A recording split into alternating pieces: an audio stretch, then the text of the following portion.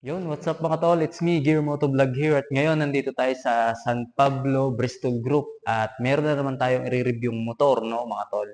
At ito, first time ko makita talaga sa personal at nakita ko to kay Sir Red Sweet Potato sa Dream Bike PH. Shoutout sa'yo Sir Red Sweet Potato.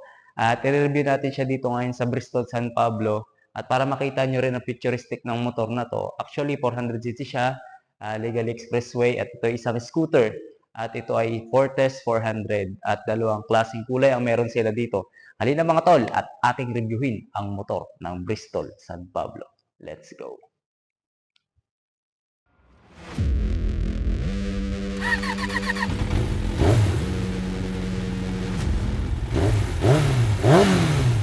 What's up mga tol? It's me, Gear Motovlog here. At ngayon, nandito sa harapan natin ang nag-iisang Fortes 400 ng QJ Motors ng Bristol mga tol.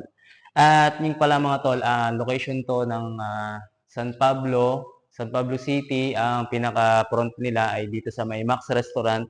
Along the highway lang sila. Kung gusto niyo bumisita dito ng mga taga San Pablo, taga Candelaria, taga Chaong, taga Quezon, pwede niyo puntahan at bisitahin tong motor na to mga tol.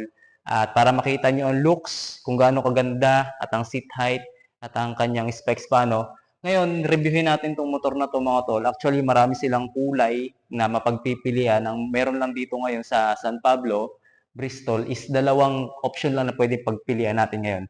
So, ito nga pala mga tol, ang Fortes 400cc. Ang SRP nito is 349,900 pesos. Ang down payment naman niya mga tol is 69,980 pesos. At kung ipapasok natin sa registration 3 years, meron siyang 7,500 pesos. Then sa comprehensive naman, meron siyang 16,332. At sa cattle mortgage naman niya mga tol, magkakahalaga siya ng 16,638 pesos, no? Then, ayun, nabanggit ko na ang mga price nito mga tol. Then sa monthly naman natin, sa 3 months, 36 months mga tol, sa 3 years, meron siyang 12,675 pesos at ang kulay na available nito mga tol, meron siyang black. At ito, pinaka-latest na ni-review natin, gold black, then gray black. Ngayon, ang nasa harapan natin, ang kulay nito is gray, black, at saka gold, no? At ayun na nga, punta tayo sa highlights mga tol at ikutan natin ang motor na to. So, ang liters na capacity ng tank capacity nito mga tol is 14 liters. Ang fuel tank capacity 14 liters. Consumption 32 kilometers per liters. Then 400cc.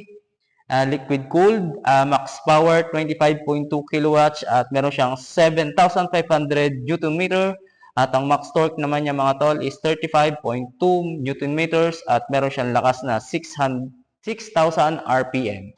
Then naka-ABS dual disc brake na siya mga tol. Keyless na siya, TFT display at electronically adjustable visor mga tol. Then ang pinakamaganda pa sa motor na to mga tol is electronic lock front package. So pag sinabing electronic lock front package mga tol, yan yon. Nakikita nyo dyan, tsaka dito. At doon naman tayo, punta naman tayo sa mga gulong mga tol. Naka-Pirelli tiles na siya, telescopic suspension, yun ang pinakamaganda mga tol, naka-telescopic suspension na siya. At ito pa, sa nagustuhan ko sa motor na to, naka-screen monitoring na siya. So pwede nyo siguro i-connect dito yung cellphone nyo, makikita nyo dito sa... Kasi ang laki ng kanyang screen mga tol, no? Kumpara para talaga siyang sa mga big bike na 1000cc. Kasi sa 1000cc, meron din sa tulad sa BMW, no? Ganito din kalaki yung cage niya. Then yun, naka-screen monitoring. At sabi ko nga, ito yung available na kulay niya.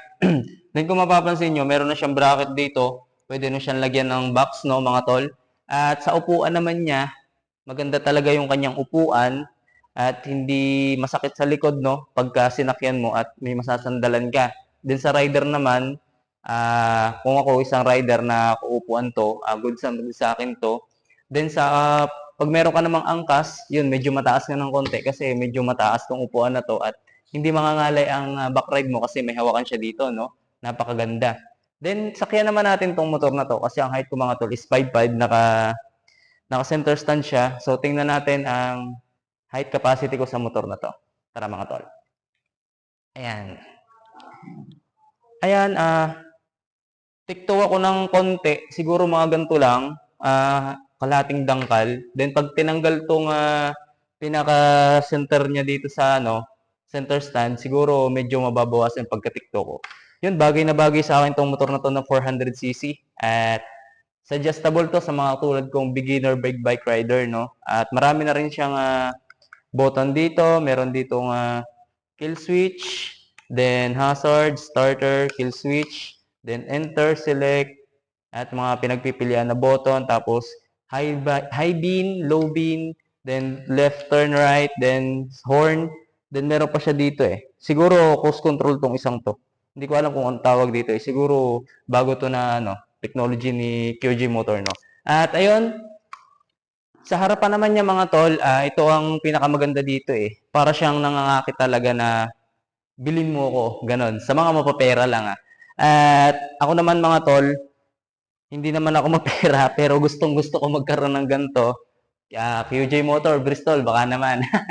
Aabot tayo dyan mga tol. At pangarap ko talaga magkaganto na 400cc kasi beginner pa lang naman ako. Then naka-dual disc na siya mga tol, naka-abs, yun yung pinakagusto ko sa motor. Ang preno niya, ang kanyang pinaka-logo is hybrid na pinaka-brake niya, hindi siya naka-Brembo. Then ganun din sa likod niya, brand din siya ng hybrid mga tol. Then yun, ang laki ng tambucho niya oh. Pwedeng palitan to ng tambucho aftermarket kasi pag napalitan to ng tambucho, matikinig nyo yung pinakatunay na tunog nito tol. At ito, ipakita ko sa inyo yung kanyang susi at ang kanyang pinaka-keyless no. Ito mga tol.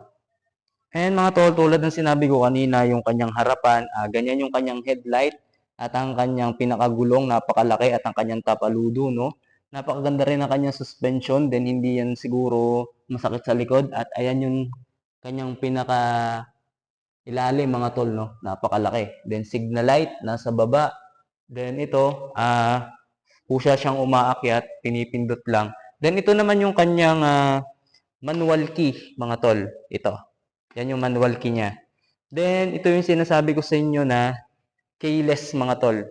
Itong card na to. Itatap nyo lang dyan. Then, pag natap nyo yan dyan, automatic na maglalak na yan mga tol. Then, ito naman yung second option ng susi na manual. Ito naman yung automatic key mga tol. Ayan. Itatap nyo lang siyang ganyan. Then, kung sana yan maglalak, no? Napakaganda talaga ng scooter na to mga tol na Fortis 400. Sana magkaganito ako. Then, ito naman yung kanyang fuel tank, mga tol. Pakita ko lang din. Ayan. Nakaano na rin siya. Nakakilos na rin siya. Pagka tinapat mo to, hindi kasi siya nabubuhay eh. Iangat mo lang yan. Then, aangat na yan, mga tol. 14 liters capacity yan, mga tol. At pagdating naman dito sa pinakatapakan, mga tol, napakaganda. Ayan, sobrang ganda oh. Hindi masakit sa paa yan. Ayan, napakaganda. Hindi ka madudulas. Then itong kanyang tambucho is napakalaki, no? Parang kamay ni Thanos. Yung braso ni Thanos, no? Siguro ang ganda ng tunog nito, hindi parang natin marinig eh. Then ayan yung gulong niya sa likod, napakalaki. Then naka-disc brake siya. Then abs, ang laki ng kanyang pinaka-disc, no? Ito naman yung harapan. At napakaganda ng taillight niya siguro. Ang nagustuhan ko kasi dito mga tol, ito, letter B, yung kanyang kulay red na taillight. Then yung pinaka-left left and right niya na signal light. Then, syempre, may pangalan dito na Fortis 400. Then, dual suspension. Then, yung kanyang pinaka-box. Ayan yung cushion. Then, meron siya ditong susian para bumukas yung upuan, no, mga tol. At, ayun, meron siya ditong lock. Ayan. Dipindot na rin siya, mga tol. Hindi siya yung katulad sa Honda Click na pag pinindot mo siyang gano'n, nagbubukas na. Hindi. Pag once na bukas tong motor at nakakonect to lahat dito, saka lang magbubukas to. Then, ayan yung kanyang cage mga tol. Oh. Napakaganda. Ang laki. Tulad ng sinabi ko kanina, para sa GS, BMW na 1250cc ang kanyang cage, no? Siyempre, may logo dyan ng QJ Motor at siyempre, under siya ng Bristol mga tol. Then, halina mga tol, at pakita ko sa inyo at imumontage natin itong motor na to. Let's go.